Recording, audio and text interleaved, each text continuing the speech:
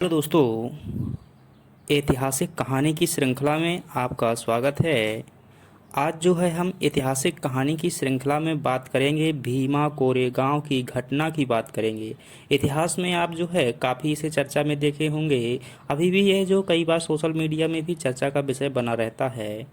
तो कहीं इसमें जो है सांप्रदायिकता को लेकर के भी बात की जाती है, कहीं एक पक्षीय बातें की जाती है। लेकिन आज की कहानी में जो हम एक निष्पक्ष दृष्टिकोण को ध्यान में रखते हुए इस कहानी की चर्चा करेंगे।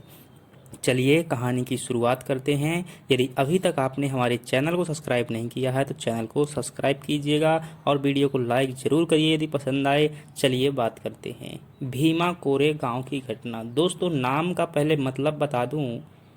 भीमा गांव और कोरेगांव दो ये महाराष्ट्र के अंतर्गत गांव हुआ करते थे। इन्हीं गांवों से संबंध होने के कारण घटना को जो क्या कहा जाता है, भीमा कोरेगांव की घटना कहा जाता है। क्या थी यह घटना, क्यों हुई थी, क्या कारण थे, क्या परिणाम हुए, किन के मध्य हुई थी, कब हुई थी, इन सभी प्रश्नों पर बारी बारी से चर्चा करेंगे। चलिए बात करते हैं फ्रेंड्स से। अगर बात करें हम भीमा कोरेगांव घटना की, तो आपने देखा होगा कि आंग्ल मराठा युद्ध हुए थे ईस्ट इंडिया कंपनी और मराठों के मध्य में। आंग्ल मराठा युद्ध का जो तीसरा भाग था, यानी कि तीसरा आंग्ल मराठा युद्ध था, उसी का हिस्सा था भीमा कोरेगांव की लड़ाई। यह लड़ाई भीमा नदी के आसपास हुई थी। वहीं पर भीमा नदी के किनारे पर दो गांव हुआ करते थे जिनका नाम था भीमा गांव और कोरेगांव। कैसे लड़ाई की शुरुआत होती है, चलिए बात करते हैं फ्रेंड्स। इसके पहले जो है आंग्ल मराठाओं के दो युद्ध हो चुके थे, पहला युद्ध और दूसरा युद्ध है। आप जानते हैं कि इस समय पर पेशवा जो हुआ करते थे, बाजीराव द्वितीय हुआ करते थे।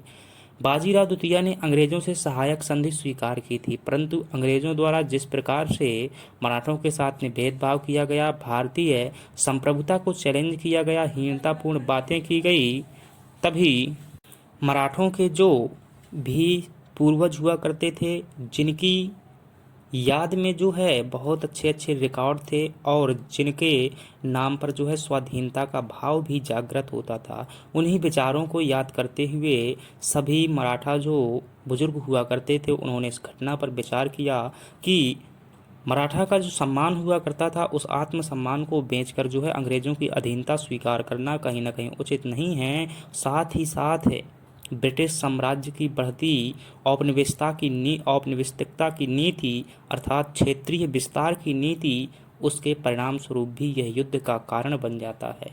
युद्ध कैसे हुआ दोस्तों, बात है 31 दिसंबर 1817 की।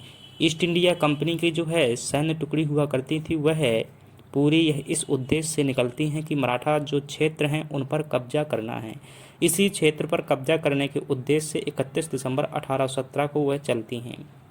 और इस समय पर पेशवा जो थे, बाजीराव द्वितीय थे, पेशवा भी अपनी संप्रभुता की रक्षा के लिए और अपने साम्राज्य को बचाने के लिए, आत्मसम्मान को बचाने के लिए पूर्ण सेना के साथ में तैयार हो जाते हैं।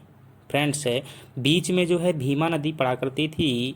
भीमा नदी जो है उथली टाइप की थी, थोड़ी ज़्यादा जल नहीं भरा हुआ था। भीमा नदी के उस पार जो है मराठों की सेना खड़ी हुई थी, यानी कि उनके डेरे डले हुए थे। और इस पार से जो है ईस्ट इंडिया कंपनी के जो कैप्टन हुआ करते थे, जिनका नाम था कैप्टन फ्रांसिस स्टॉन्टन, वह जो है सेना का नेतृत्व कर रहे थे। इस सेना में दोस्तों एक रेजिमेंट हुआ करती थी ईस्ट इंडिया कंपनी की तरफ से, जिसका नाम था महार रेजिमेंट। महार रेजिमेंट के जो सेना का नेतृत्व कर रहे थे वो थे कैप्टन फ्रांसिस स्टॉन्टन। उन्होंने एक छलावा किया, और छलावा क्या किया कि रात के उन्होंने इस प्रकार से छलावा किया कि मराठा यानी कि पेशवा सेना को यह लगना चाहिए कि हमारी सेना जो है भीमा नदी को पार करके आ रही है। कुछ सैनिकों को भेजा और जल में खलबली मची। पेशवा सैनिकों को लगा कि यह सेना आ रही है, तो कुछ सैनिक वहां से पीछे हट करके मराठों की पूरी सेना को सूचना देने के लिए चला जाते हैं। परंतु कैप्टन जो स्टॉन्टन था, उसने अपनी नीति अपनाई थी, सेना को वहां पर नहीं भेजा, और जो भीमा गांव था, कोरा गांव था, वहीं पर सेना को अपनी रोक दिया, अर्थात महार रेजिमेंट को रोक दिया। और वहीं पर जो है 2-3 तोपें लगा दी जाती हैं। एक तोप जो है मराठा सेना जहां से आनी थी वहां पर लगा दी गई, और एक तोप जो है दूसरा मार्ग जो था वहां पर लगा दी गई थी। इस प्रकार से दोनों ही सेना के आने का मार्ग बंद हो जाता है।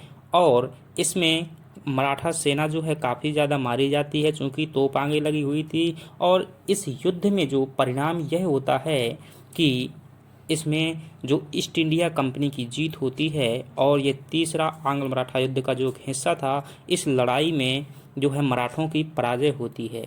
परिणामतः इसमें क्या होता है, ये मराठों का शीघ्रता से पतन होता है, और इसके बाद जो है मराठा शक्ति भी क्षीण हो जाती है। दूसरी ओर बात करें तो इसमें कहीं ना कहीं दोस्तों दलित विजय का इस युद्ध को प्रतीक भी माना जाता है, क्योंकि इस सेना में जो भी व्यक्ति थे वह महार रेजिमेंट थी। महार रेजिमेंट के संभवतः 800 सैनिक थे। हालांकि यह आंकड़ा कई जगह अलग अलग पर मिलता है, लेकिन एक बात निश्चित है कि महार रेजिमेंट के सैनिक वहां पर थे।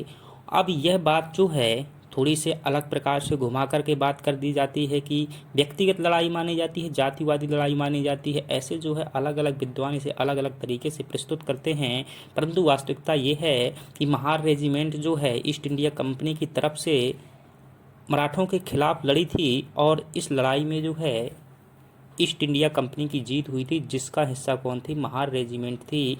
आज भी 1 जनवरी 1818 को चूंकि ये लड़ाई जो है संपन्न हुई थी और विजित भी हुई थी, उस दिन को दलित विजय का प्रतीक महाराष्ट्र के पुणे में मनाया जाता है।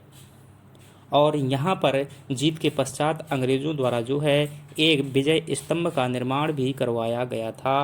प्रतिवर्ष यहाँ पर 1 जनवरी को जो है विजय दिवस के रूप में मनाया जाता है। तो दोस्तों यह थी हमारी पूरी कहानी, किसकी, भीमा कोरेगांव की कहानी थी। आई होप आपको समझ में आई होगी। यदि यह कहानी आपको क्लियर समझ में आई है तो वीडियो को लाइक करके चैनल को सब्सक्राइब कर दीजिएगा। इसमें किसी प्रकार का आपका कोई चार्ज नहीं लगता है। चलिए, धन्यवाद।